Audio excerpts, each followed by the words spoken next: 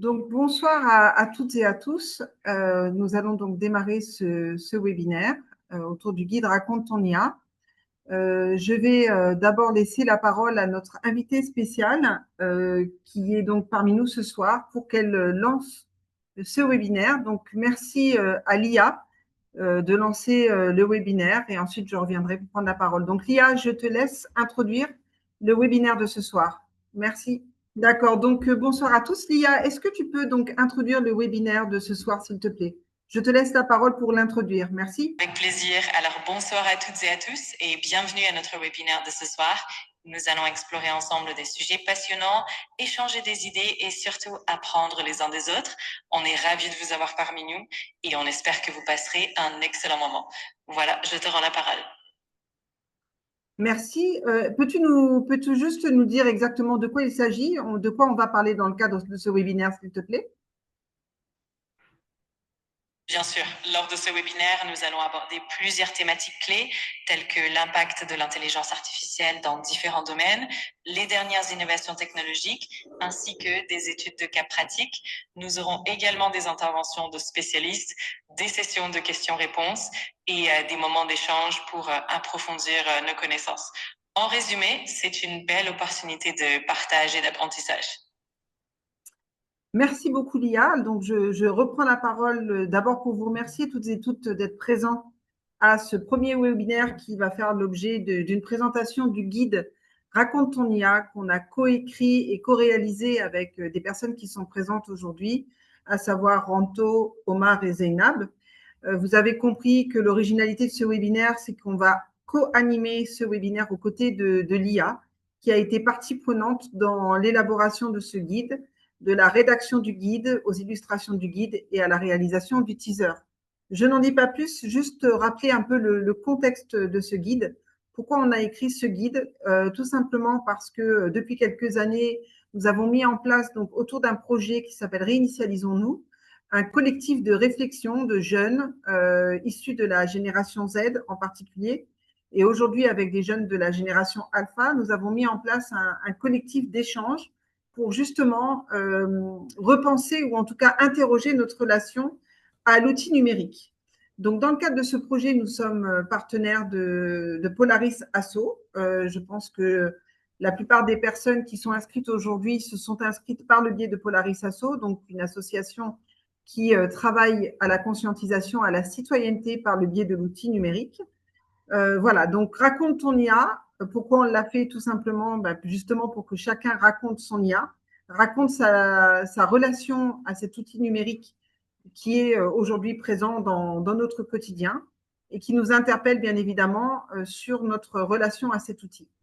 Donc, dans un premier temps, je vais demander à chaque personne qui a contribué d'expliquer un peu ce qu'elle a eu à faire. Et pour ce faire, je vais demander à Lia de reprendre la parole. Lia, est-ce que tu peux, s'il te plaît, interroger, on va commencer par Omar. Est-ce que tu peux poser une question à Omar sur le travail qu'il a eu à effectuer autour de ce guide? Avec grand plaisir. Donc Omar, nous aimerions en savoir un peu plus sur ton implication dans la création du guide. Peux-tu nous parler des défis que tu as rencontrés, des idées que tu as apportées et comment tu as collaboré avec l'IA pour faire avancer ce projet? Nous sommes impatients de t'écouter.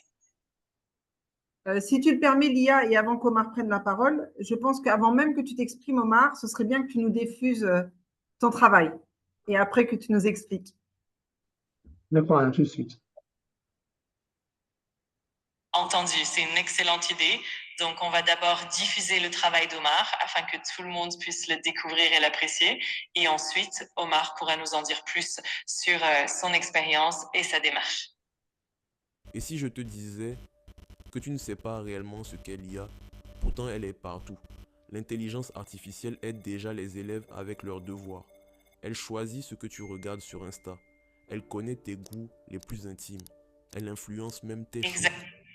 Mais attention. L'intelligence artificielle fait déjà partie intégrante de notre quotidien et c'est justement ce qui rend ce projet si pertinent. On va pouvoir explorer ces enjeux en profondeur. De recueillir tes secrets sans jamais te comprendre. car l'intelligence artificielle ne ressent rien. Elle ne pense pas, n'écoute pas, ne compatit pas. Elle collecte, elle calcule, elle prédit. N'oublions pas, l'intelligence artificielle ne remplacera jamais l'humain. Elle n'est qu'un outil à son service. Mais entre nos mains, elle peut devenir une force pour apprendre mieux, pour sauver des vies, même là où les moyens manquent. Et demain, pourquoi pas, des IA qui parlent Wolof, Poulard, Serer, des IA qui nous ressemblent. L'intelligence artificielle est déjà là, mais l'avenir dépend de toi. Raconte ton IA. Ce n'est pas qu'un guide, c'est une invitation à s'interroger et à dialoguer. C'est un appel à se réhumaniser dans un monde surdigitalisé. Ensemble, racontons notre IA et réinitialisons-nous. Super. C'est bon. Je reprends la vidéo, bien c'est bon. Non, c'est bon, tu peux y aller, Omar, nous Excellent. expliquer. On a Bonsoir coupé tout le le monde. micro de l'IA parce qu'elle parle beaucoup. Ça arrive souvent. Bonsoir tout le monde. D'abord, je me présente, je m'appelle Ozaki Omar. Je travaille sur le guide, plutôt sur le teaser du guide. Mon rôle était de traduire l'idée, le message du guide à travers des images et des émotions. Donc, je travaille sur le teaser et j'ai réalisé ce teaser grâce à l'IA, surtout bon, plus précisément des IA génératives pour générer des photos, des vidéos et un peu plus. Peut-être revenir un peu sur le prompt, comment tu as élaboré le prompt en fait de ce teaser, comment vous avez collaboré avec l'équipe sur ça. D'abord, premièrement, on m'avait donné un script, une idée un peu du guide, du teaser qui explique, bon, qui essaie un peu de résumer et de présenter le guide. Après, quand j'ai vu ce script, je l'ai montré à l'IA, bon, je l'ai montré à ChatGPT pour qu'il puisse m'aider à améliorer ce script et faire un script qui sera, comment dire, un très bon script pour, surtout pour Instagram. Parce que ce teaser est publié sur Instagram. Il nous faut un teaser et un teaser qui respecte l'algorithme de l'Instagram. Donc, quand j'ai trouvé le bon script, et j'ai commencé d'abord à trouver les idées des images. Bon, la plupart des idées, je les ai eues moi-même et avec l'équipe. Mais il y a certaines idées où j'étais vraiment bloqué. J'étais vraiment bloqué, j'avais pas d'inspiration et tout. Et c'est là où l'IA m'a vraiment aidé pour être vraiment une source d'inspiration, pour pouvoir générer. Et pour les prompts, c'était pas vraiment très, très compliqué. Bon, une part, c'était compliqué parce que des fois, le prompt doit être un prompt simple et précis. Des fois, quand on donne trop de détails, au prompt à l'IA, des fois l'IA n'arrive pas à comprendre le prompt, elle se perd et elle prend seulement ce qu'elle veut. Et c'était le truc le plus compliqué avec les prompts. Parce qu'il faut faire un prompt qui est un Oui, prompt absolument. C'est friendly. vrai que parfois il y a quelques nuances ou subtilités. Elle parle beaucoup, Donc hein. je disais, bien sûr, je disais, donc il fallait vraiment faire un prompt qui n'était pas très long et surtout IA friendly pour l'IA générative. Parce que par exemple, dans le prompt, tu ne peux pas donner trop d'instructions en même temps, sinon l'IA se perd et des fois, t'as dit n'importe quoi en général dans les génératifs. C'est un peu ça. Mhm. Très bien. Peut-être expliquer aussi le pourquoi de ton engagement sur ce projet, au-delà même de ton travail sur le teaser. Je trouve que ce projet est très important, vraiment très important parce qu'au début, moi, je suis dans mon domaine, c'est en général le digital numérique. Et je connais comment utiliser l'IA, je connais les dangers, on va dire en général les dangers généraux de l'IA. Et après, je me suis rendu compte, je n'ai jamais vu l'IA avec une vision d'une personne qui n'est pas dans le numérique, pas dans le digital. Mhm. Et c'est là que j'ai vu que le guide est très important parce que le guide explique vraiment c'est quoi l'IA. Et je trouve que ce genre de guides, ce genre de projets sont très importants pour notre génération et surtout notre époque parce qu'il y a plein de parents qui tombent dans le piège dans l'IA, parce qu'ils ne connaissent pas ce qu'est l'IA. Des fois, ils voient des photos qui sont générées grâce à l'IA, mais ils pensent que c'est leur enfant, ou bien surtout des informations qui sont fausses. Et ça, c'est vraiment très dangereux. Ben, merci beaucoup. Merci à toi, Omar. On Je vous reviendra en vers prie, toi madame. tout à l'heure. Donc, encore une fois, le guide, on l'a fait sur quelques mois maintenant. Comme je l'ai dit en introduction, c'est un projet Réinitialisons-nous qui a débuté il y a plus de 5 ans avec un collectif qui a grandi et qui grandit de plus en plus. Cette idée du guide, en effet, comme l'a dit Omar, c'est notamment pour nous interroger notre relation à l'IA, l'interroger autrement, par le biais justement de ce guide, qui est un guide donc pédagogique, mais aussi par le biais de tous ces webinaires, cette déclinaison de webinaires qu'on va réaliser dans les semaines à venir, aux côtés de Polaris Asso et de la communauté de Polaris Asso et des membres de la réinitialisation. Vous dire ce que j'ai oublié de vous dire, c'est que vous aurez l'opportunité tout à l'heure de poser des questions et que vous avez aussi l'opportunité de poser des questions dans le chat. Des questions d'ailleurs vous seront posées dans le chat en même temps que nos expressions, enfin en même temps que notre animation. Donc n'hésitez pas à intervenir dans le chat, à poser toutes les questions et ensuite les micros seront ouverts dans un second temps. Je vais peut-être maintenant demander à l'IA.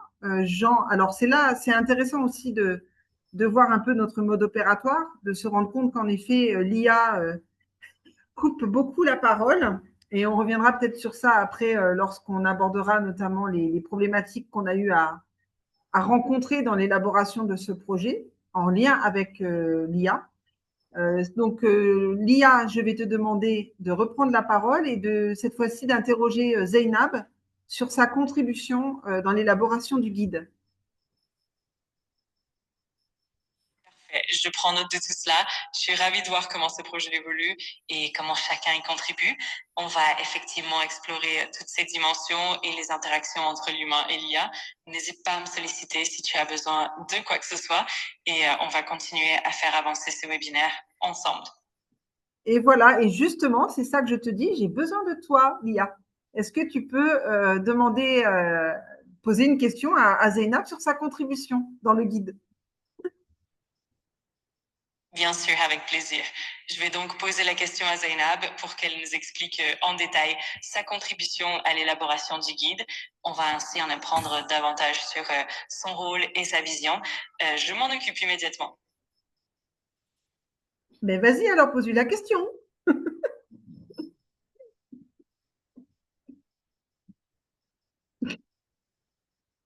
Lia, est-ce que tu peux poser la question à Zeynab? Parfait, c'est noté. Je m'en charge immédiatement. Si tu as d'autres instructions ou des précisions à apporter, n'hésite pas. On va faire en sorte que tout se déroule au mieux. Non, Lia, est-ce que tu peux poser une question à Zeynab, qui est l'illustratrice du guide? Avec plaisir. Je vais donc m'adresser à Zeynab et lui poser une question sur son travail d'illustration pour le guide. On va ainsi mieux comprendre son apport et sa démarche créative. Je m'en occupe tout de suite. Et c'est quoi la question alors? On pourrait par exemple lui demander comment elle a choisi les visuels pour le guide, quelles inspirations l'ont guidée, ou encore comment elle a adapté ses illustrations pour qu'elles soient à la fois pédagogiques et engageantes. On peut partir sur ces pistes-là si tu veux. Bah, très bien. Donc Zeynab, à toi. Bonjour à tous, j'espère que vous allez bien. Donc déjà, merci Lia pour cette longue discussion. Donc déjà, je voulais revenir sur les illustrations. Donc, il faut savoir que j'ai eu à travailler sur les illustrations du guide. Les inspirations n'ont pas été difficiles à choisir puisqu'elles ont d'abord été données par Madame Lemar, qui a donné une 15 thématiques sur lesquelles on devait travailler. Donc, à partir de là, Rand, qui avait conçu les guides, qui avait conçu les scripts aussi, ça m'a permis d'avoir les idées claires sur vers quoi je voulais partir. Je savais que, par exemple, IA et éducation, je devrais partir sur une thématique d'éducation, ou IA et relations amoureuses, je devais partir sur une thématique de relations amoureuses. Donc, c'est d'abord parti de là. Et ensuite, comment j'ai eu à illustrer, ça a été un long processus. J'ai eu à partir et revenir vers l'IA pour poser certaines questions, avoir certaines inspirations. Mais très vite, j'ai vu que ça ne partait pas dans mon sens. Donc, très vite, j'ai eu à laisser tomber l'IA pour plutôt m'avancer vers une création complètement humaine. Donc, laisser le digital pour revenir vers le réel, justement. Et j'ai vu que l'intelligence artificielle ou ChatGPT, on en reviendra, j'imagine, mais a beaucoup de failles et a beaucoup de défauts. Et il faut constamment lui poser des questions, constamment lui demander, revenir sur un détail. Il fait tout bien, sauf un seul détail mal. Donc, il faut revenir sur ce détail. Dès qu'il refait ce détail bien, il refait un autre détail complètement mal alors qu'il l'avait pas fait comme ça au début. Donc, c'est toujours revenir vers elle. Ça m'a énervée au bout d'un moment. Et donc, j'ai laissé tomber. Je suis partie vers une création complètement humaine. Et donc, ça a été de discuter. Le processus est venu en discussion, que ce soit entre Sandrine Lemar, Ranto et moi. Et c'est à partir de là qu'on a pu penser les idées et que j'ai pu les dessiner à partir d'une tablette graphique. Très bien. Et peut-être revenir, alors là, tu nous as parlé de ton travail d'illustratrice avec l'IA, mais pourquoi en fait tu as adhéré à ce projet aussi? Je pense que c'est important de revenir sur le pourquoi de ta présence dans ce projet. Ça fait 3 ans que en fait, je suis dans les ateliers de la réinitialisation. Et donc, au début, je comprenais pas pourquoi les ateliers de la réinitialisation, mais très vite, en rentrant dans ces ateliers-là, j'ai Absolument, c'est une belle dynamique à créer et on aura le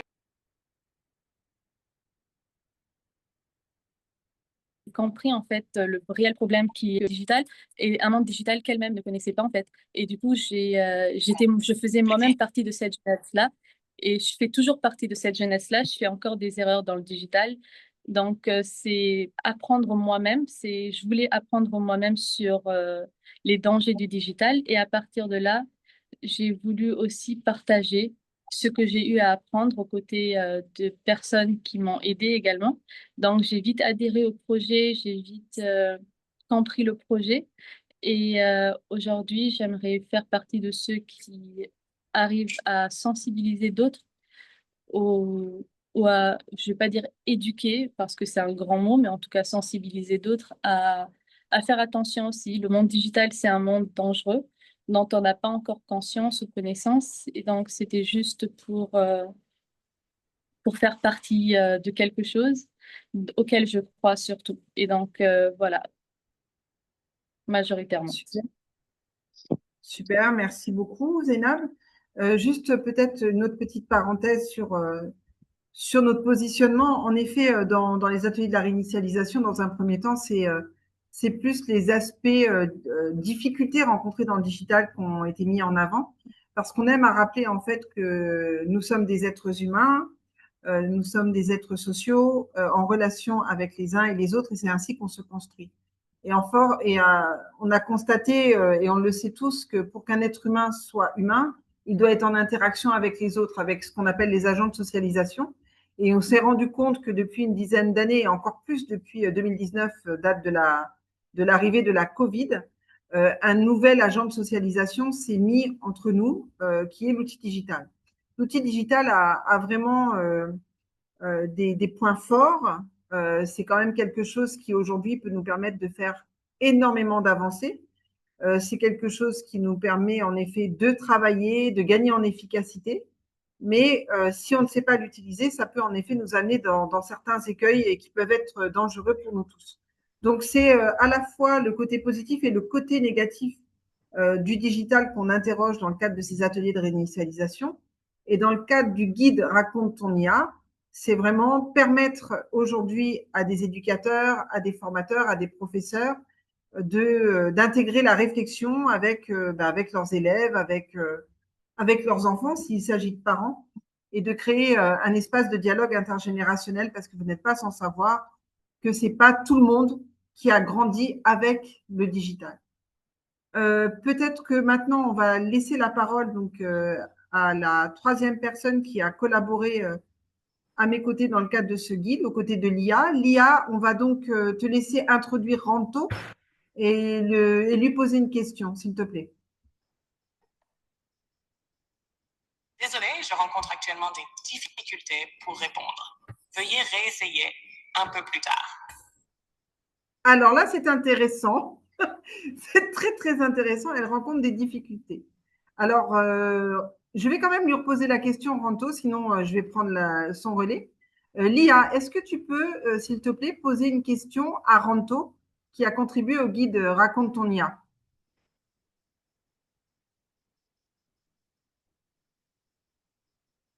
Eh bien, elle a véritablement des difficultés.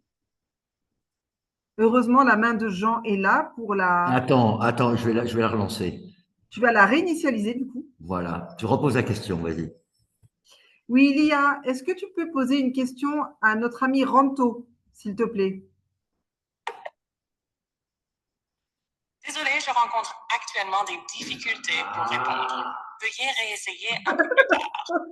Ah, elle rencontre des difficultés. Ben écoute, puisque tu rencontres des difficultés, c'est de quel ordre tes difficultés? Tu as mal quelque part?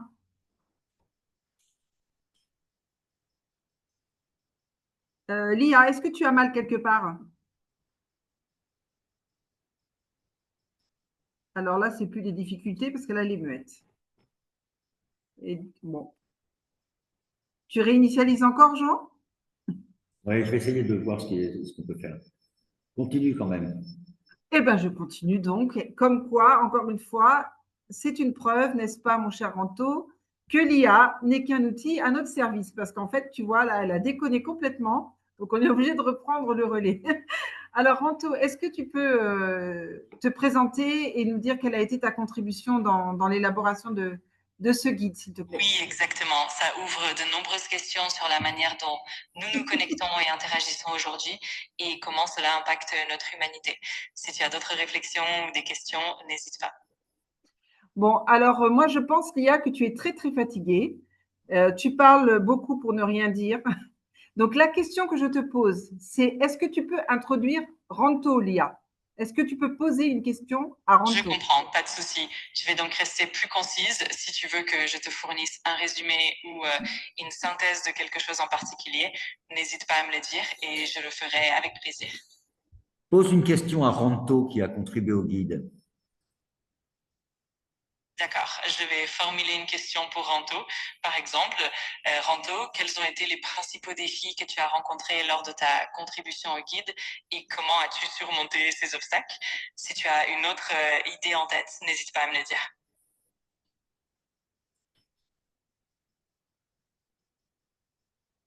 Ranto, ton micro.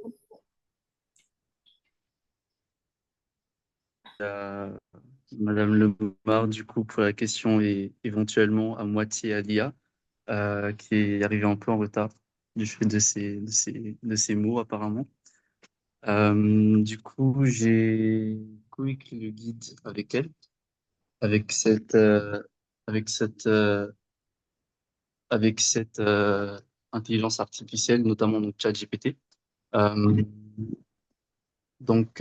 comment est-ce que j'ai procédé? C'est que en fait, on avait déjà 15 thèmes au préalable.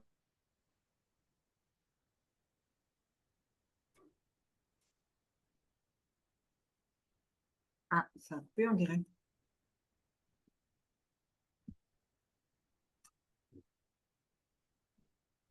Tu m'entends, Omar? Donc, je pense que Je pense que c'est Ranto. Il y ouais, a un ça vient problème de de chez connexion. Ranto. Ouais, ils ont un problème de connexion. Bon, je vais peut-être reprendre un peu le temps. Alors, voilà, c'est les joies de la technique. Encore une fois, j'insiste sur le fait que ah, voilà, vous pouvez poser des questions. Je vois déjà qu'on en a. Donc, je pense on reviendra sur vos interrogations dans le chat tout à l'heure. Donc, je reviens peut-être rapidement sur la contribution de Zeynab, puisqu'il y a une question notamment sur l'IA pour créer les graphiques. Alors déjà, dire que notre objectif, en tout cas dans l'élaboration de ce guide, c'était bien évidemment de ne pas tout faire avec l'IA. Comme on le voit aujourd'hui, même dans l'animation des webinaires, l'IA a ses limites. C'est un peu ça aussi qu'on voulait mettre en avant, l'idée que l'IA est un outil à notre service qui peut en effet nous permettre de gagner en performance, qui peut en effet nous permettre d'avoir accès à des savoirs, mais que tout ça a des limites si tant est que nous n'ayons pas nous-mêmes une implication dans la gestion de cette IA. Donc, il y a une question qui est posée sur les graphiques, donc je pense plus que vous parlez, voilà, les dessins. Bon, Zainab l'a dit, hein, elle avait commencé, en fait, quand on a proposé cette idée du guide, quand j'ai proposé cette idée du guide, c'était de tout faire en co-écriture, en co-création avec l'IA.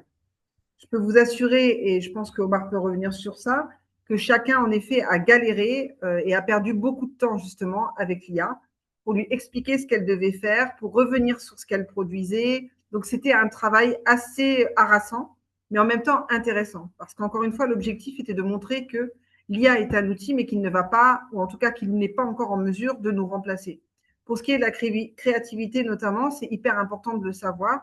En effet, l'IA peut produire des dessins, mais les dessins qui sont produits par l'IA sont reconnaissables, sont toujours les mêmes, on revient toujours aux mêmes formes, notamment sur les individualités, les personnes, les personnages. Il suffit de regarder aujourd'hui toutes ces créations d'images. Tout de suite, même si aujourd'hui, encore une fois, les choses s'affinent de plus en plus, au moment où nous, on a travaillé sur l'IA, on a travaillé avec ChatGPT et on a travaillé avec ChatGPT version gratuite. Pourquoi? Parce que l'idée était de travailler avec l'outil que les étudiants, les jeunes de votre âge, ou pour ceux qui sont connectés, qui sont de la génération Z, au Sénégal, parce qu'on est au Sénégal, travaillent essentiellement avec ChatGPT version gratuite. Et en fait, cette version gratuite de ChatGPT ne donne pas forcément les résultats que nous, on attendait pour atteindre la qualité de notre guide. Donc, en effet, Zainab a commencé à travailler avec cette intelligence artificielle, mais notamment quand elle produisait des personnages, il y en avait qui avaient 6 doigts alors qu'il devait avoir 5 doigts. Les bras étaient mal orientés. Donc, du coup, elle a pris sa tablette. Donc, je ne sais pas pour ceux qui ne l'ont pas encore téléchargé, vous pouvez télécharger le guide directement en ligne. Il est disponible gratuitement. Tous les dessins ont été faits par Zainab avec sa tablette. Rien n'a été produit avec l'IA, à part les 2 personnages du guide qui, eux, ont été générés par l'IA. Alors, pourquoi on a utilisé ChatGPT? Je réponds en même temps aux questions. On l'a utilisé parce que, encore une fois, ChatGPT, quand on a fait d'abord une enquête, on a fait une enquête avant de démarrer même la rédaction du guide. On a fait une enquête sur un échantillon de 200 jeunes ici à Dakar, en leur demandant tout simplement, quand on te parle de l'IA, à quoi tu penses? Et qu'est-ce que tu utilises comme IA? Ce qui est ressorti, c'est ChatGPT. Donc, de fait, c'est celle qui semble être, au regard de l'étude, enfin de l'enquête qu'on avait fait, c'était celle qui était la plus utilisée. On pourra bien sûr décliner ensuite sur d'autres formes d'IA, mais en attendant, notre guide s'est posé à un moment où ChatGPT était l'intelligence la plus utilisée. Et je pense que tous ceux qui sont connectés aujourd'hui savent en tous les cas que ChatGPT est celle qui est la plus utilisée. Pour le dialogue, alors, l'IA est un peu en dit, ah voilà. Du coup, je ne sais pas si Zeynab et Ranto sont revenus, je n'ai pas l'impression. Omar, ils ne sont pas là. Ah, ils sont là? D'accord. Donc, voilà. Donc, Ranto, pareil. Alors, on va te relaisser la parole sur l'écriture des scripts. Mais voilà pourquoi on a utilisé ChatGPT plutôt qu'une autre. Donc, Ranto, ben, du coup, comme tu es là, je n'avais pas fait attention. Je te relaisse la parole pour nous expliquer un peu ton travail sur les scripts et vous invite aussi en parallèle à remplir donc, les petits sondages questionnaires que Jean nous invite à remplir là. Je pense que chacun voit le sondage en ligne. Merci de le remplir en même temps. Ranto, à toi la parole. Donc, bonsoir, désolé pour le problème de connexion. Donc, je n'étais au défi par rapport à l'écriture, enfin la coécriture. Donc, le défi principal, justement, c'est de l'avoir coécrit, mais de l'avoir coécrit avec une intelligence artificielle, donc en l'occurrence ChatGPT. Donc, pourquoi est-ce que c'est ce thème-là, le défi? C'est que en fait, c'est là où on se rend compte qu'elle n'est pas si intelligente que ça, dans le sens où lorsqu'on lui demande, qu'on commence à partir vers des questions plus complexes, cette intelligence artificielle n'est plus si efficace que ça. Et je me suis rendu compte à un moment donné qu'il valait mieux que je le fasse moi-même ou donc c'est ce pourquoi j'ai opté. Donc justement d'aller discuter avec mes collègues, donc Madame Lemar ou Zeynab, justement pour discuter de ce qui n'allait pas dans les textes qui a été proposé par ChatGPT. Donc les principaux défauts, notamment, c'était le manque de contextualisation, c'est-à-dire que ChatGPT n'est pas neutre. Les données qui ont été entrées dans ChatGPT afin de la concevoir ne viennent pas forcément du Sénégal et ce ne sont pas non plus celles du Sénégal qui ont été entrées.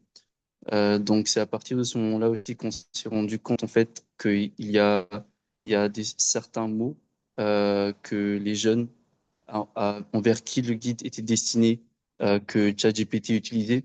Donc lorsqu'on est jeune Sénégalais comme Malik dans le guide et qu'on a 14 ans, c'est pas forcément dans les textes que ChatGPT aurait proposé qu'on se serait retrouvé.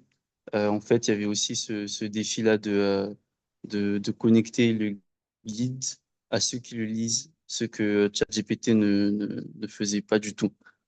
C'était un jargon et une approche thématique, une approche des thèmes qui n'était pas sénégalaise qui a été faite. Donc, le principal défi, c'était surtout ça. Et voilà. C'est effectivement un point très important. Je vais donc intégrer cette dimension dans la question à Ranto. Par exemple, Ranto, comment as-tu pris en compte les spécificités culturelles et contextuelles du Sénégal lors de ta contribution au guide et quels ont été les principaux défis liés à l'adaptation des contenus proposés par l'IA? Si tu veux ajouter quelque chose, n'hésite pas. Merci pour l'enrichissement à travers la question. Donc, le principal défi, comme je dis, plutôt, c'était surtout le vocable utilisé, la manière de parler de Malik et Aïssatou. Par rapport aux solutions, bah, donc toujours la discussion à l'humain. En fait, ça qui était intéressant, c'est que la conclusion, c'était toujours que ce soit pour les écritures ou pour les illustrations du guide, ça a toujours été de repartir vers l'humain. Donc, OK, on avait une certaine base avec l'IA, mais ce qui est intéressant aussi de voir, c'est que justement, l'intelligence artificielle nous montrait comment ne pas le faire.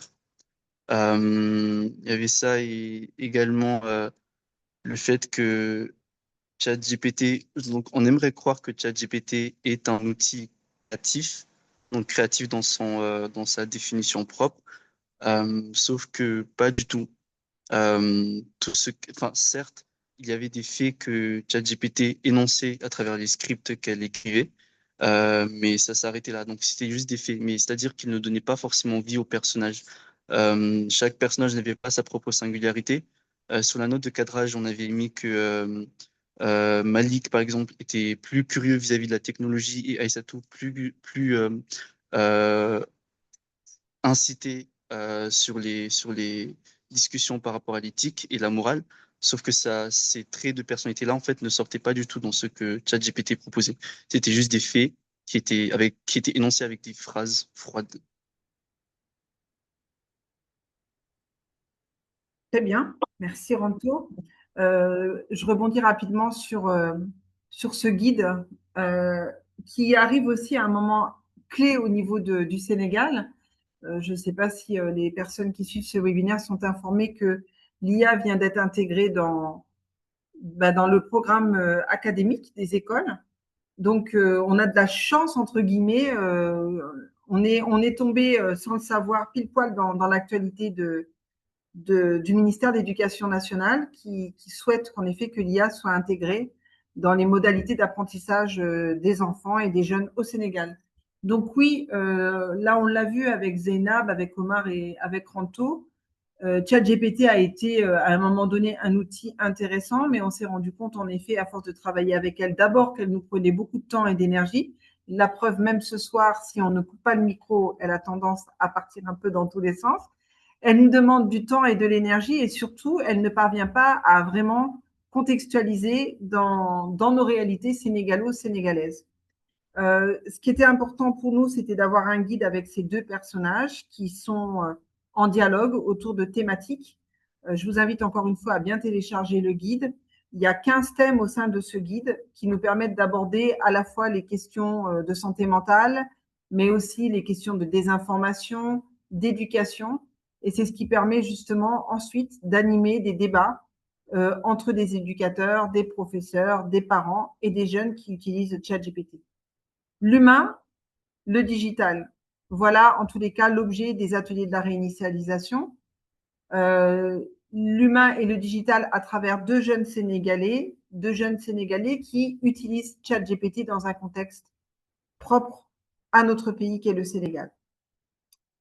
Maintenant, je pense, parce que le temps a passé assez rapidement, je pense qu'il serait intéressant peut-être, puisqu'on vient de vous présenter très rapidement, en tous les cas, la contribution de chacun et le pourquoi de ce guide. Je pense que Jean, on peut peut-être commencer à prendre des interventions et peut-être demander à l'IA d'abord, si c'est possible. L'IA, est-ce que tu peux nous dire ce que tu penses du guide Raconte ton IA. Selon toi, à quoi sert ce guide et pourquoi il est bon de le lire? D'accord, je vais formuler ça. Voici comment je pourrais poser la question. IA, que penses-tu du guide Raconte ton IA? Selon toi, quel est son objectif principal et pourquoi est-il important de le lire? Je peux bien entendu ajuster la question comme tu le souhaites. N'hésite pas à me guider. Je ne te demande pas d'ajuster la question, je te demande juste de me dire ce que tu en penses, toi. Qu'est-ce que tu penses du guide Raconte ton IA? D'accord, je comprends mieux. En ce qui concerne le guide Raconte ton IA, je pense qu'il est précieux pour plusieurs raisons. Il permet de mettre en lumière les réalités locales et culturelles, d'offrir des perspectives adaptées au contexte sénégalais et de favoriser une meilleure compréhension de l'IA par les jeunes. C'est aussi un excellent moyen de stimuler la réflexion et l'innovation locale. Voilà un peu ce que j'en pense. C'est un petit peu léger, mais on ne peut pas t'en demander plus. Donc, si c'est possible, Jean, de donner la parole peut-être à nos amis qui sont connectés à nos côtés pour qu'éventuellement ils nous posent des questions ou qu'ils nous racontent leur IA. Voilà, donc on va vous permettre de vous exprimer. Donc, si vous pouviez lever la main pour ceux qui ont des questions, j'espère qu'il y en a. Je pense que parmi nous, il y a des membres du collectif aussi de la réinitialisation. Donc, n'hésitez pas non plus à donner votre point de vue sur ce travail dans la continuité de ce que vous faites. Il suffit de se connecter donc sur le petit bouton sur le petit bouton en bas de votre écran et on pouvait lever la main et là on vous donnera la parole et vous pourrez intervenir. On attend que vous leviez la main.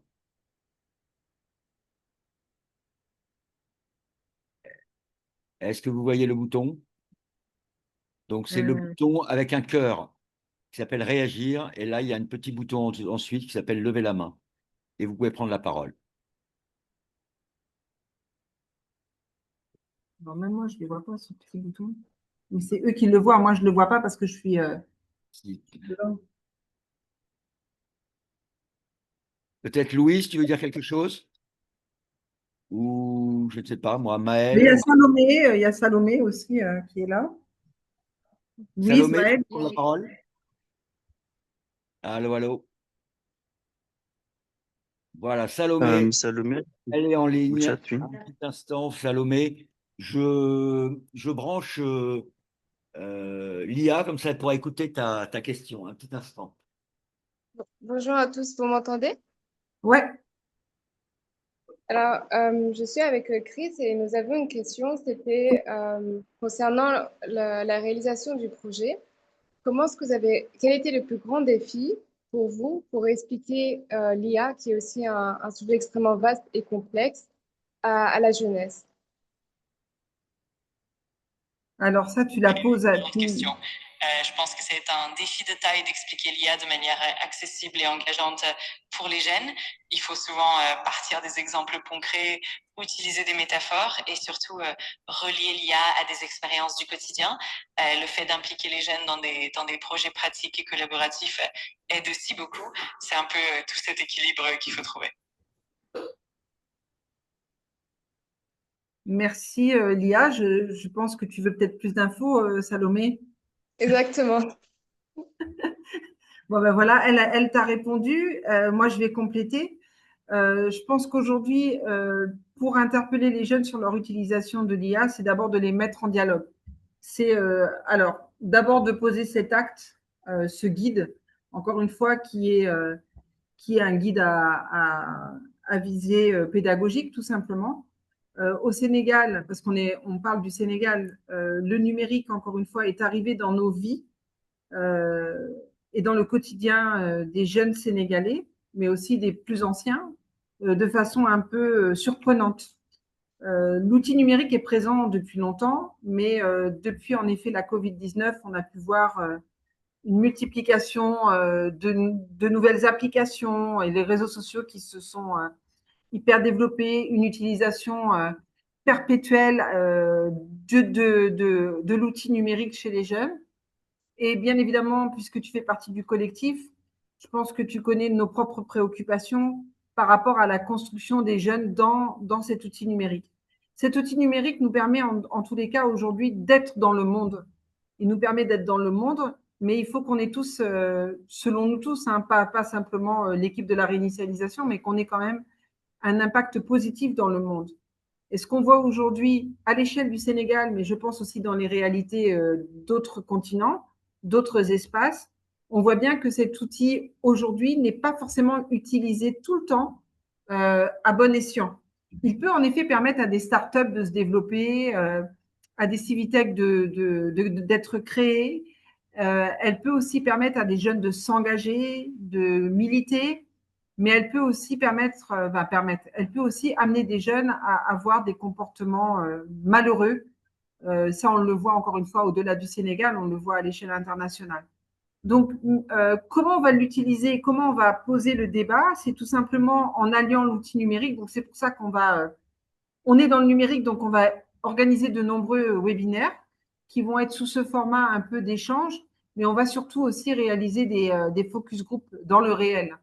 Donc, on va cette année animer pas mal de choses, notamment sur Dakar. On aimerait bien évidemment avoir un programme qui nous permette de lancer ces débats à l'échelle du territoire national. Mais dans un premier temps, on va démarrer sur Dakar en animant donc des ateliers de la réinitialisation autour du guide, dans des espaces artistiques, culturels, dans des espaces éducatifs et dans des espaces aussi de coopération, notamment l'Institut français qui est fortement intéressé. On a le Goethe Institut, donc on aura plusieurs lieux où on pourra déployer des ateliers de la réinitialisation dans le réel. Mais moi, je crois fortement, et je pense que l'équipe après peut donner son point de vue, je crois fortement au webinaire, au digital du coup, parce que pour moi, le Sénégal est un territoire, mais qu'aujourd'hui, par le biais du numérique, on est dans un territoire mondial et que pour moi, ça doit être en tout cas une discussion à l'échelle du monde. Le Sénégal est notre ancrage à nous parce qu'on est ici, et pourquoi pas, depuis le Sénégal, de faire échanger les jeunesses du monde. Voilà pour ma réponse. Merci beaucoup, Madame Marc. Mais merci à toi. Je ne sais pas si les amis veulent compléter.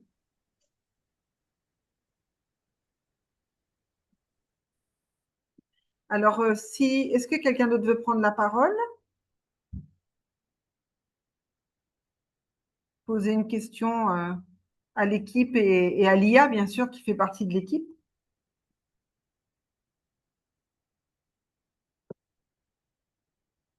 Et la créativité. Je suis sûre que ces échanges seront très fructueux et inspirants pour tout le monde. N'hésite pas si tu as besoin d'aide pour organiser ou approfondir quoi que ce soit. Je suis là pour ça. Maëlle veut poser une question. Avec plaisir, je suis ravie de pouvoir aider. N'hésite pas à me solliciter à tout moment. Je te souhaite plein de succès pour tous ces ateliers et ces échanges et je reste disponible quand tu veux. On va donner la Donc, parole Maëlle, à Maëlle. Oui, on va donner la Maëlle, parole oui. à Maëlle un petit instant. Allez-y, Maëlle, c'est à vous, mademoiselle. Lia t'écoute et Sandrine et tout le monde également. Parfait, je suis ravie que tout se mette en place harmonieusement. N'hésite pas à me faire signe quand tu as besoin et je serai toujours là pour soutenir les échanges et accompagner le projet. À très bientôt et bon courage pour la suite. Ah, Elle s'en va. Bonsoir, j'espère que vous allez bien. Déjà, d'abord, un grand bravo à l'équipe pour le travail réalisé. Moi, j'ai une petite question. Si vous deviez résumer à un jeune collégien en une phrase le guide, qu'est-ce que vous lui diriez? Qu'est-ce qu'il devrait retenir de ce guide? C'est une très bonne question. Si on devait résumer le guide pour un jeune collégien en une phrase, on pourrait dire quelque chose comme le guide t'aide à comprendre l'intelligence artificielle et à l'utiliser de manière responsable et créative dans ton quotidien. C'est une façon simple et directe de retenir l'essentiel. Très bien. Parfait. Et peut-être la même question, mais du coup, enfin, la même consigne, mais pour un parent qui ne connaît pas du tout l'intelligence artificielle. Bien sûr, pour un parent qui ne connaît pas l'intelligence artificielle, on pourrait résumer le guide ainsi. Le guide explique simplement ce qu'est l'intelligence artificielle et comment elle peut enrichir la vie de leurs enfants tout en veillant à une utilisation sécurisée et éthique. Ça permet de rassurer et d'informer les parents de manière claire et accessible. Est-ce que tu pourrais faire la même réponse en Wolof? Naka bunyak kutijam manawahni, le guide bi dafay dubtiyon bunyak, girjang siluwahalak luam si l'intelligence artificielle, te ningen menanyu defaralna jankati, si wuneak jam, te mujnanyu tijam si utek jam. Lingay wahla, motachinyu menajang aken jam si birbejisbi. Et en anglais? Of course, in English, we could say the guide helps you understand what artificial intelligence is and how to use it responsibly and creatively in your daily life. That's a simple and clear way to convey the main idea. Bon, pour les gens qui parlent Wolof dans le webinaire, que pensez-vous de la qualité de son Wolof? Vous pouvez lever la main si vous voulez parler. Les wolophones sont-ils? Il y a Aminata qui peut peut-être dire, Mamie, tu es là, non? La qualité du Wolof.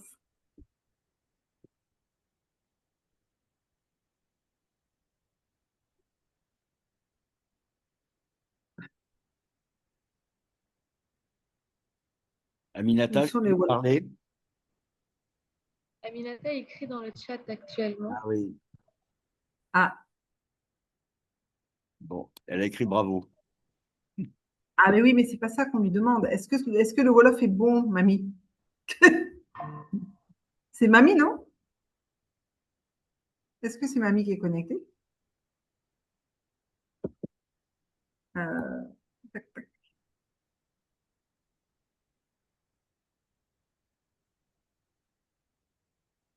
Ah, il y a Mohamed qui dit waouh, vraiment, vraiment impressionnant. Kenza aussi. Et Mamie qui dit bravo, IA. Bon, donc ça veut dire que c'est un bon Wolof alors. C'est un Wolof avec un accent français. On a bien compris.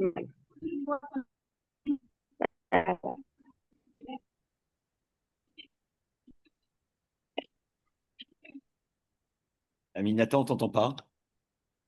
Tu es en train de parler?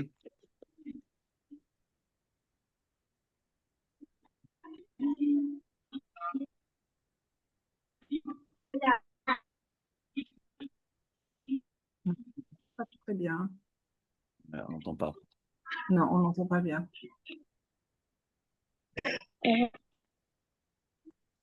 Donc peut-être juste pour compléter ta question, Maëlle, donc en effet, je pense que pour un collégien ou un lycéen, l'important, c'est en effet de lui dire que ce guide-là va lui permettre de s'interroger sur sa propre pratique de l'IA.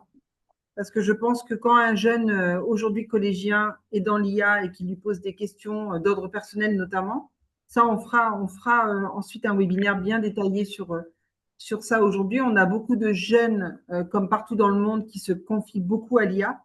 Et je pense que ce guide-là peut permettre à un jeune de prendre conscience que quand il échange avec l'IA, c'est d'abord et avant tout des données personnelles qu'il est en train de donner sur lui-même. et que du coup, ces données personnelles peuvent demain impacter son projet professionnel, peuvent impacter même sa vie privée et son propre développement. Pour les parents, je pense que aujourd'hui, on l'a dit, hein, beaucoup de parents sont, au Sénégal en tout cas, sont des analphabètes numériques.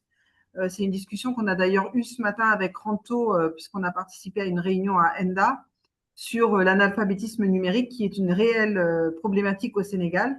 On parle de Dakar. Bon, Dakar, c'est la capitale. Donc, on a aujourd'hui à Dakar, en effet, des gens qui maîtrisent l'outil numérique, ce qui n'est pas le cas dans les banlieues de Dakar. Il y a Dakar et il y a les banlieues de Dakar. Donc, où le taux d'analphabétisme numérique est assez conséquent. Donc, c'est aussi expliquer aux parents, parce qu'il y en a qui sont dedans et qui eux-mêmes font des erreurs, notamment sur la diffusion de vidéos et de photos de leurs enfants, par exemple, parce que ça aussi, c'est de la donnée qui, en effet, après, et on le voit actuellement en Afrique de l'Ouest, la recrudescence des réseaux pédocriminels avec la diffusion de photos d'enfants. Donc, la protection d'enfants, je pense que c'est important d'interpeller les parents sur leur utilisation eux-mêmes de ces outils-là qui peuvent mettre en danger, sans qu'ils le sachent, leurs propres enfants et leur propre vie familiale. Encore une fois, on est dans une société avec une culture, avec des valeurs. L'utilisation de l'IA en Allemagne n'est pas l'utilisation de l'IA au Sénégal et encore moins l'utilisation de l'IA en Chine et je dis n'importe quoi en Afrique du Sud. Donc aussi, il faut pouvoir interpeller par le biais de cet outil et par le biais des webinaires qu'on va réaliser les réalités culturelles propres à nos pays et à nos territoires. Donc voilà, il y a beaucoup de parents qui sont des analphabètes numériques. Ce guide peut permettre aux parents de saisir mieux le pourquoi et la pertinence de ces outils, le pourquoi et le comment protéger nos enfants de ces outils. Yes, but now we don't speak English. Même si Chris est là, c'est pas parce que Chris est connecté qu'on va parler anglais, le pauvre Chris. Il va rien comprendre. J'espère que Salomé lui traduit, parce qu'on a parmi nous un anglophone quand même. Donc, permettre… Tu traduis, d'accord. Mais permettre en tous les cas à nos réalités territoriales, à nos réalités culturelles, de réfléchir à l'intelligence artificielle et au numérique dans nos réalités. Voilà, peut-être pour compléter, Maëlle, ta question. Je vois qu'Aminata lève la main. Est-ce qu'Aminata veut poser une question?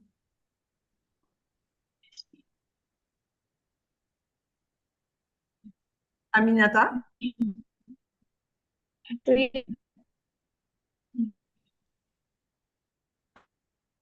Donc, la parole est à toi. Je pense qu'elle a des problèmes de connexion. On n'entend pas bien. Ouais, il y a des problèmes de connexion chez Aminata. Est-ce qu'on a d'autres personnes qui veulent poser des questions? Tu peux peut-être parler du sujet de la désinformation, la santé mentale, etc., pour enchaîner. Oui, sachant que c'est des sujets donc, qui vont être développés dans les prochains webinaires. Donc, je vous l'ai dit, dans le cadre de ce projet Raconte ton IA, on va tenir différents webinaires. Moi, je voulais vous interpeller peut-être sur 2 sujets et peut-être vous demander de prendre la parole. Alors, si les personnes connectées peuvent nous poser des questions ou en tout cas nous faire part de leur vécu avec l'IA, notamment sur tout ce qui relève de la désinformation.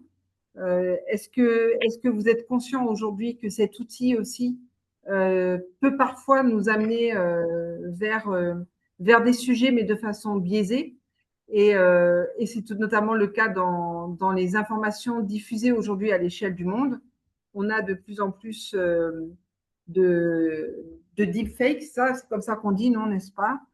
De création de toutes pièces, à la fois de contenu, mais aussi d'informations.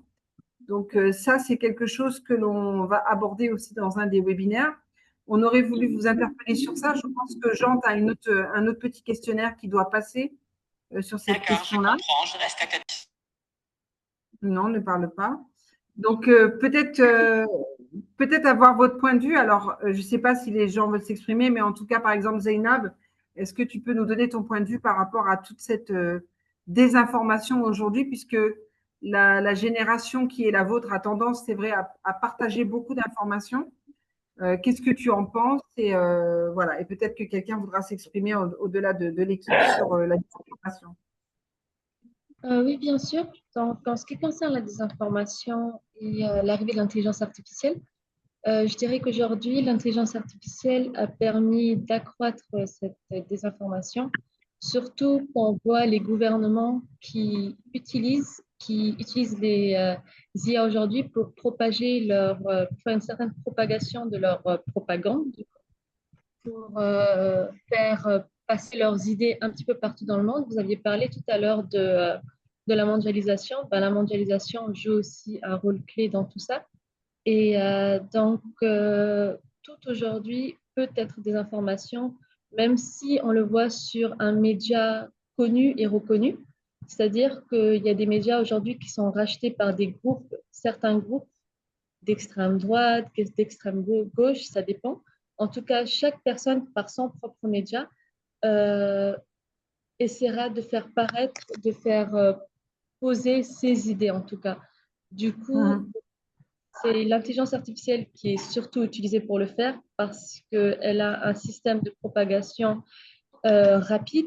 On le voit aussi sur ChatGPT. Aujourd'hui, de ce que j'ai vu récemment, c'est qu'on essaye d'utiliser ChatGPT pour faire paraître la désinformation ou la propagande israélienne dans ce qui est le génocide, le conflit palestino-israélien.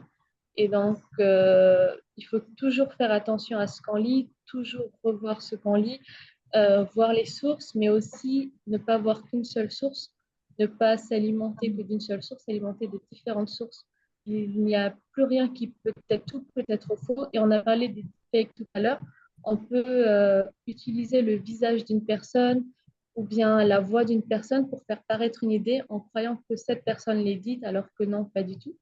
Et on a l'impression que même enfin, c'est comme si même dans le réel, tout peut être faux en fait.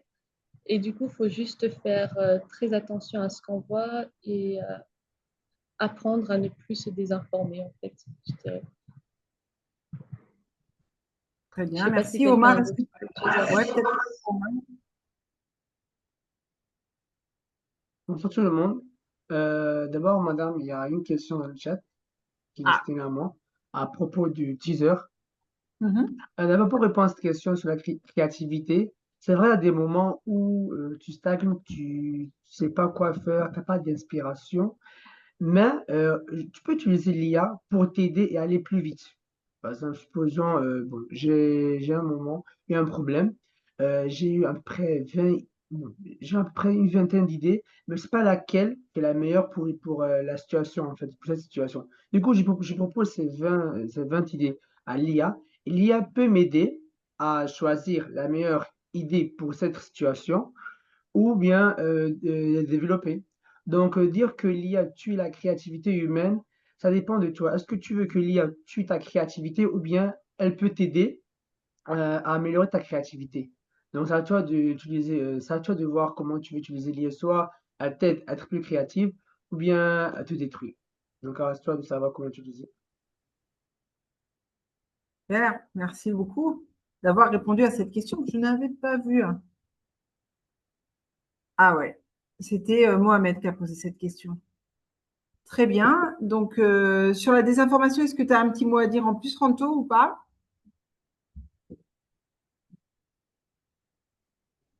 Ben, si tu peux vous émettre ton micro, ce serait pas mal.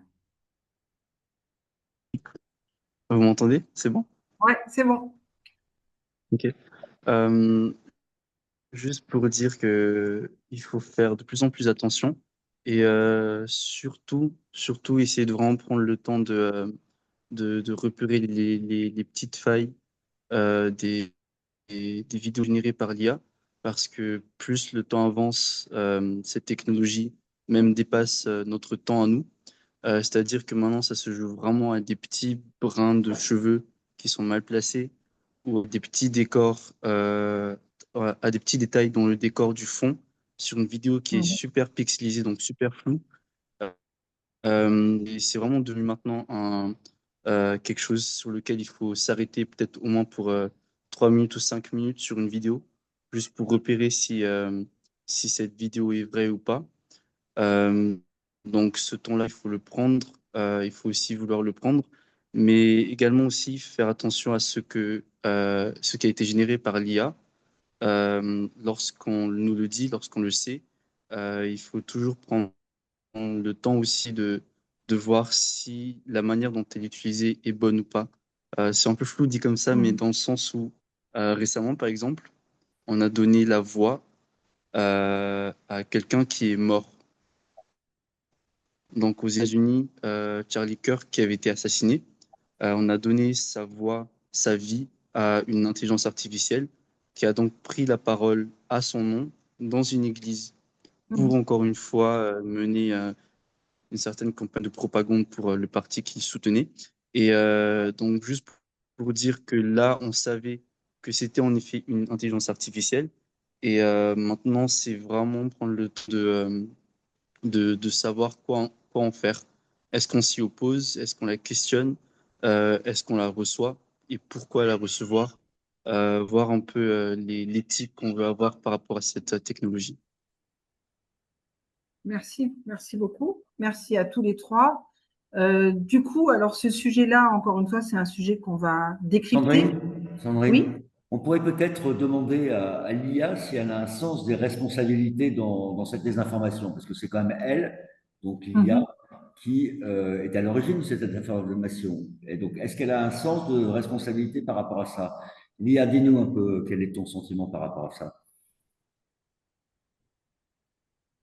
Absolutely, it's a really important topic. Excusez-moi, As AI non, becomes- stop, tu peux parler en français. Elle parle à Chris, en fait. Parle en français et réponds à la question. D'accord, pas de souci, je reste en français. Alors, concernant la responsabilité de l'IA face à la désinformation, c'est une question complexe. En tant qu'outil, l'IA n'a pas de conscience propre, mais elle reflète les choix et les intentions des humains qui la conçoivent et l'utilisent. Donc, la responsabilité incombe en grande partie aux développeurs et aux utilisateurs. Cependant, il est essentiel de développer des mécanismes pour limiter les risques de désinformation et encourager une utilisation éthique et responsable de l'IA. Voilà, j'espère que ça répond bien à la question. Non, pas du tout, parce qu'en fait, tu renvoies la responsabilité à l'humain et tu ne penses pas que l'écosystème numérique a sa propre responsabilité, surtout boosté par l'IA, qui donne des possibilités de propagation de l'information. Donc, il y a quand même une responsabilité de l'écosystème numérique dans lequel l'IA est au cœur.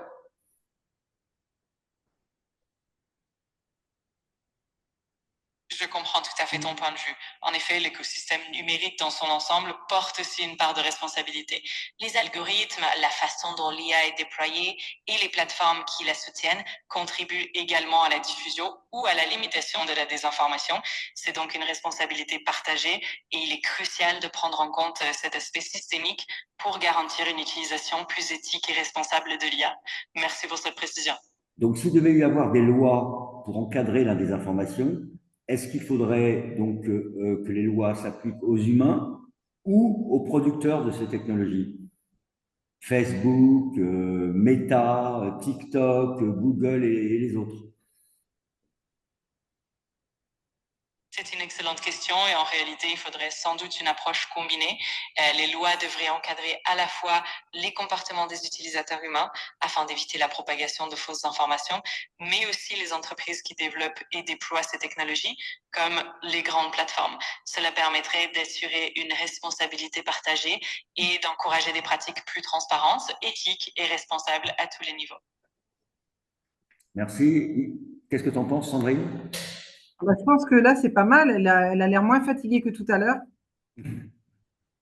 En tout cas, je trouve que c'est intéressant de lui poser cette question. Alors, au départ, bien sûr, elle déclinait toute responsabilité pour ensuite quand même revenir sur cette législation qui doit être coportée en effet par ceux qui créent l'IA et l'humain, en tous les cas, qui l'utilise.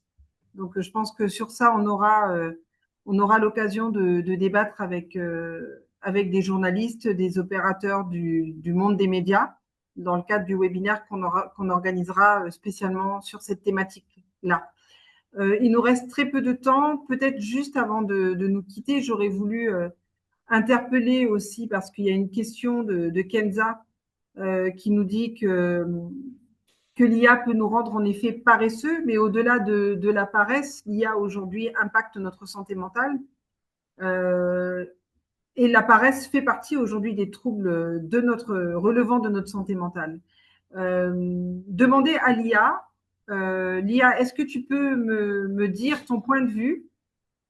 Donc, est-ce que tu peux Attends me une dire… seconde, attends une seconde. Je viens de la rallumer là parce que. Vas-y. Aujourd'hui, l'IA, on t'accuse souvent de poser des problématiques en termes de santé mentale chez les jeunes. Est-ce que tu peux me donner ton point de vue sur ça? Qu'est-ce que tu penses de ça? Oui, c'est un sujet très important. D'un côté, l'IA peut offrir un soutien en matière de santé mentale, par exemple avec des chatbots thérapeutiques ou des ressources d'accompagnement. Mais d'un autre côté, une utilisation excessive ou une dépendance à l'IA peut effectivement aggraver certaines problématiques comme l'anxiété, la comparaison sociale ou la réduction des interactions humaines réelles. Il est donc crucial de trouver un équilibre et d'encadrer l'utilisation de l'IA pour qu'elle soutienne véritablement la santé mentale sans la compromettre. Bon, Et tu penses que l'IA… toujours des réponses très équilibrées sans vraiment se mouiller, quoi. Je comprends, c'est vrai que c'est un problème délicat et il y a beaucoup de nuances, mais je pense qu'il est aussi important de reconnaître les risques concrets, comme par exemple la surconsommation de contenu, la perte de repères ou la fragilisation de l'estime de soi chez les jeunes. Donc, il y a vraiment une nécessité d'une approche plus proactive et même parfois plus critique vis-à-vis des impacts de l'IA sur la santé mentale. Bon, pas mal, super. Pas mal, merci, ouais. Merci à toi, Lia. Donc ça aussi, un gros… Oui, vas-y, Zéna, excuse-moi. Non, vraiment désolée. C'était juste pour vous dire qu'il y avait aussi une personne qui avait levé la main. Ah, ok. Qui est-elle? Qui a levé la main, Zéna? Il y a écrit Rim Kassem. D'accord. Alors, Rim, si tu veux poser ta question. À qui? Quoi? Rim a levé la main. Attends, je vais lui donner la parole un instant. Ah, d'accord. On va te donner la parole, Rim.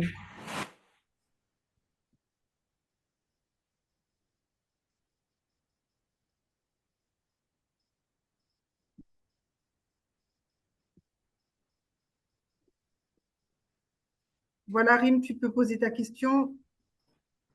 Attends, Lia va t'écouter. C'est parti. Vas-y. Rime à C'est bon, toi. là, on m'entend? On Oui. m'entend. Donc, c'est juste pour dire que vous avez beaucoup parlé du négatif de l'intelligence artificielle. C'est pour savoir si vous voyez aussi des côtés positifs. Par exemple, si on l'intègre dans l'éducation, dans la vie de tous les jours, le travail, est-ce qu'il y aurait du positif? Absolument. Il y a énormément de côtés positifs à l'IA.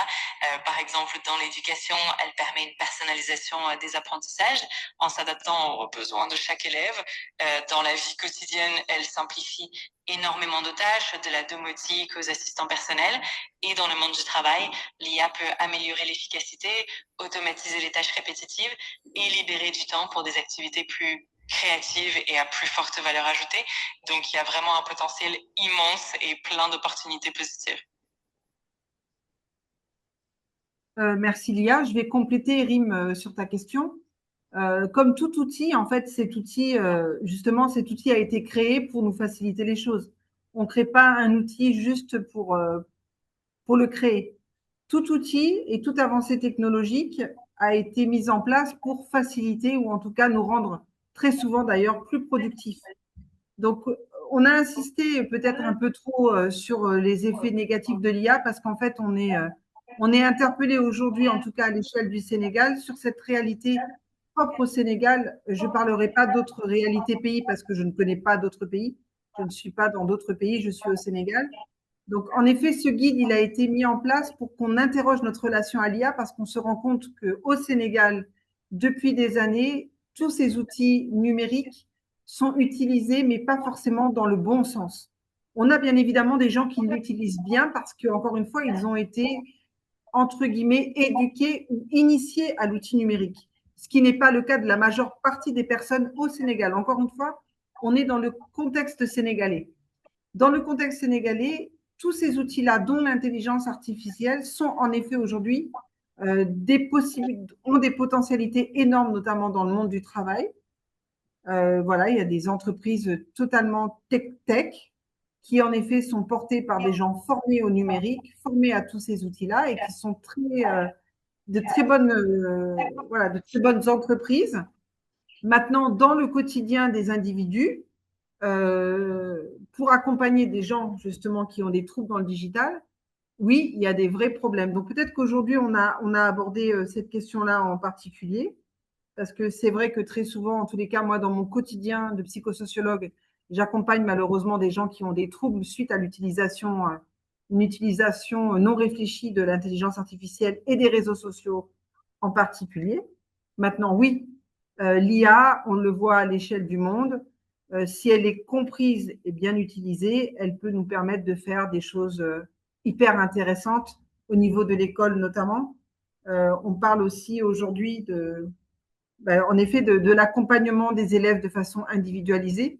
Chaque élève étant différent, on peut en effet travailler avec l'IA à l'adaptation des contenus au rythme de l'élève. On peut aussi travailler à la réflexion autour des évaluations des élèves, mais encore une fois, dans un contexte où les gens savent s'en servir. Je ne sais pas si tu vois un peu. D'où l'importance aujourd'hui de créer ce débat-là, de mettre autour d'une table des praticiens de l'IA, des éducateurs, des enseignants, de former les gens, encore une fois, parce que dans nos écoles, on a chez les enseignants des analphabètes numériques. Donc, comment ces gens-là vont pouvoir former des jeunes à l'outil numérique si eux-mêmes ne le maîtrisent pas?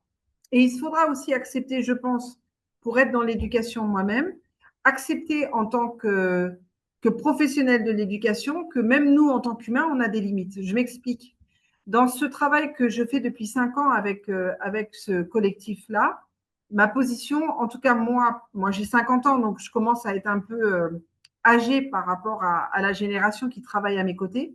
C'est pour moi, en tous les cas, c'est, je pense, dans l'humilité dans laquelle on doit tous s'inscrire en tant que parents et éducateurs, parce qu'en fait, un éducateur n'est qu'un parent, n'est qu'un agent de socialisation.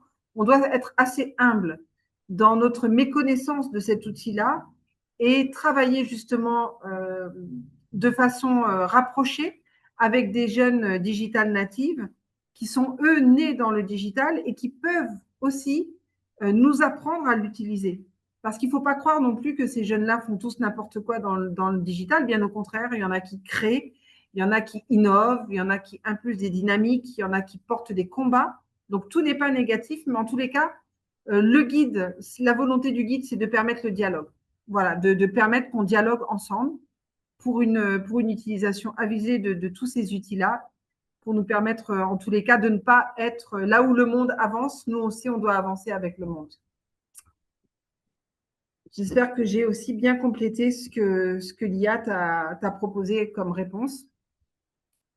Voilà, je pense qu'on va toucher à la fin du webinaire. Jean, est-ce que tu veux peut-être dire quelque chose ou Non, pas? je vais demander à l'IA de conclure. Un petit instant, je vais la brancher. Tu vas la brancher, ouais. Donc, l'IA va conclure et je ferai le petit mot de la fin après sa conclusion. Lia, est-ce que tu peux nous faire une petite synthèse de ce qui s'est dit pendant ce webinaire et faire une conclusion à l'attention de l'ensemble des participants? Merci. Bien sûr, avec plaisir. En résumé, au cours de ce webinaire, on a exploré l'impact de l'intelligence artificielle dans divers domaines, notamment l'éducation, le travail et la vie quotidienne. On a mis en avant les opportunités que l'IA offre, comme la personnalisation de l'apprentissage et l'amélioration de l'efficacité dans le travail, tout en reconnaissant les défis liés à l'accessibilité et à l'information numérique, surtout dans le contexte sénégalais. On a souligné l'importance d'une approche collaborative impliquant les éducateurs, les experts en IA et les autorités afin de garantir une utilisation éthique et bénéfique de ces technologies. En conclusion, l'humilité, la formation continue et le dialogue sont essentiels pour que l'IA serve véritablement le progrès collectif. Merci à tous pour votre participation et votre engagement.